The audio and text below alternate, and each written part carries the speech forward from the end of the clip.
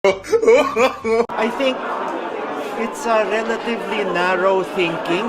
Kasi po, what will happen if we ban yung mga electric two-wheelers and three-wheelers?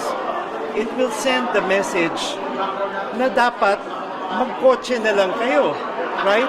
And what will happen is more people, instead of buying yung electric two-wheelers and three-wheelers, which are more efficient, zero emission, and less demanding in terms of road space.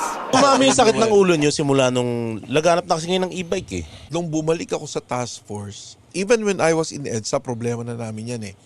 Particularly sa Pasay area. Kasi nga, sa EDSA dumadaan, sa Ross Boulevard, Makapagal, they're all over the place. And they're becoming nuisance. Kasi ang bagal. Tapos, talagang wala yan. Kahit businahan mo, hindi yan.